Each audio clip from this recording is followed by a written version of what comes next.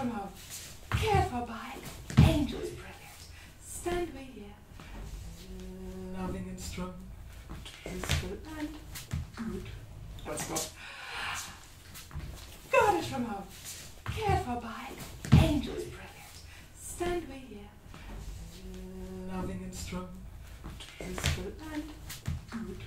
And once more with the arms and the legs. Mikołaj had speech problems. He would go on a loop for ages. He would just go and keep repeating the same word, like, let's say, I don't know, come, and he was just stuck on that one word and wouldn't move on to saying whatever was the rest of the sentence. And it made him very nervous, and the more nervous he was, the less he was capable of saying.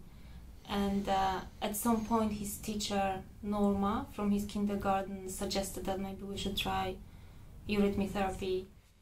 And in the Eurythmy, for a 5-year-old, you don't need to, or you don't work at all with speech as such. I wasn't getting him to speak or asking him to speak. I wasn't drawing attention to his speaking. And this, that one can work at an issue without having to address it directly, is one of the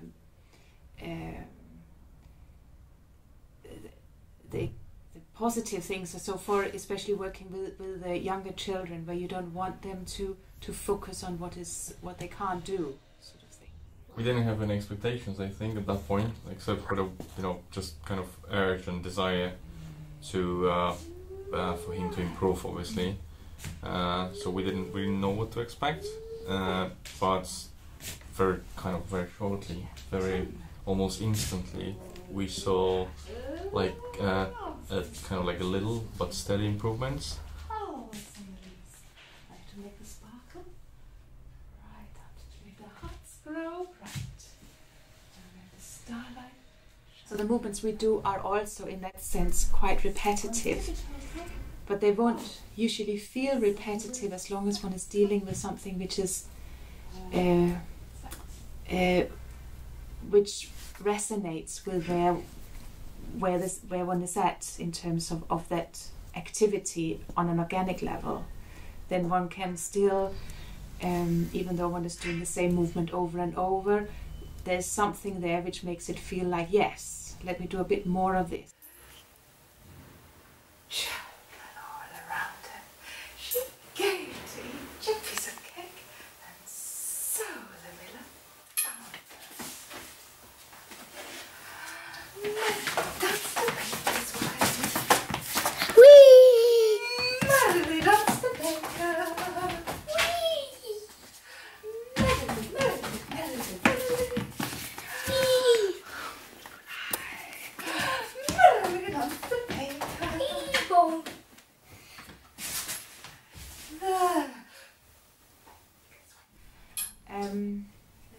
And of course I developed the exercises as we went on.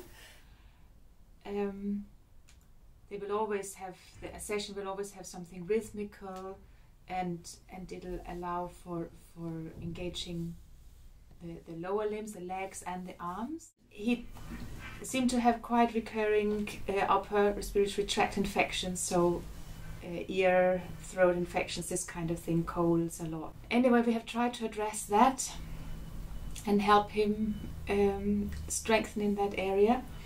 So we were doing the sequence of the L and the M and the S with the U, and that is very much for this whole respiratory tract story of trying to help him free that, of helping the breathing and helping him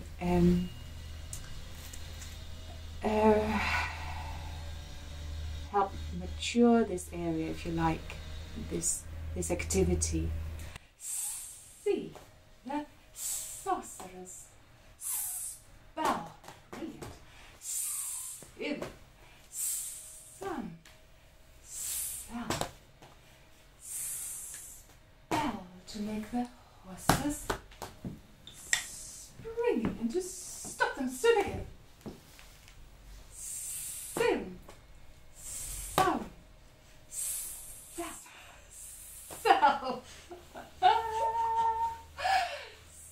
She can see what's on the ground.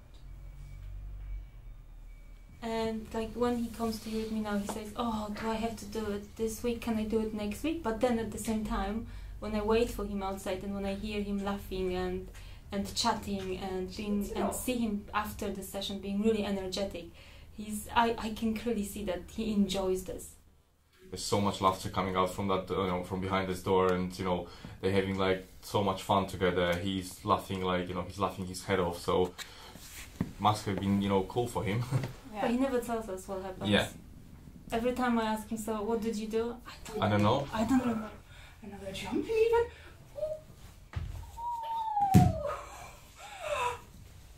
Yes, it is quite a private thing. This therapy, one is really working with oneself, on oneself. And in the whole therapy, you're trying to, through movement, to stimulate a reaction, and then you stop and allow that to resonate, whether it's within the session, then after the session you have the rest, and there again you have stimulated something which now can receive a response. This feeling of empowerment is quite pronounced in the Eurythmy therapy. We wanted to help him. We wanted to help him in the least invasive way possible, and I think we found this way.